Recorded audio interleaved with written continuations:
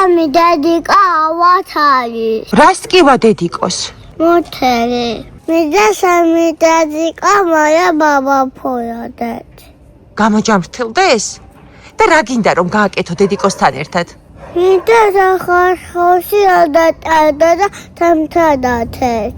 ის 3 წლის მაშუა. ბავშვს უმალავდნენ რომ საყვარელი დედიკო ავად იყო, მაგრამ სამწუხაროდ გოგონა თავად შეესწრო, როცა დედა ტკივილებისგან კეთდებს ახლიდა თავს და მას შემდეგ ამანგელოზის სახეზე ღიმილი აღარავის უნახავს.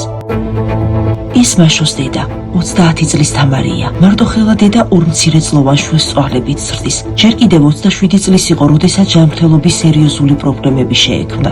მაგრამ საბრალო გოგო წამლებისთვის ვერ იმეტებდა ფულს და იცით რატო? იმიტომ რომ საშინელი არჩევანის წინაშე იდგა.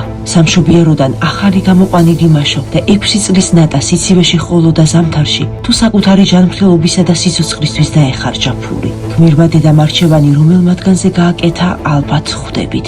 შედეგმაც არ დააყოვნა. თამარის ჯანმრთელობის მდგომარეობა ისე გართულდა, რომ სიკვდილის ზღვარზე დადგა მარტოხელა დედა. მერე იყო ოპერაცია და სწორედ რომ ოპერაცია აღმოჩნდა საბედისწერო. ღვთისმიერი თამარი ცდილობდა ექიმების შეცდომაზე მაინც არ ესაუბრა ფონდის კორესპონდენტთან, მაგრამ ყველაფერი ისედაც ნათელი იყო.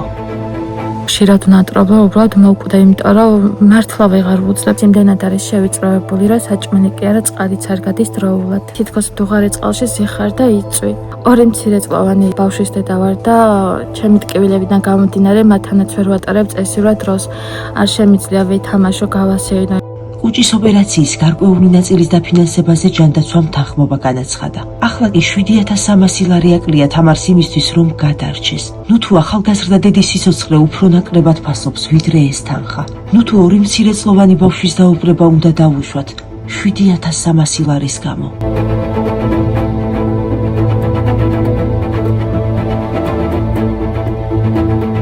გადარიცხეთ ნებისმიერი თანხა ჩერნოვეცკის ფონდის ოფიციალური საიტის მეშვეობით.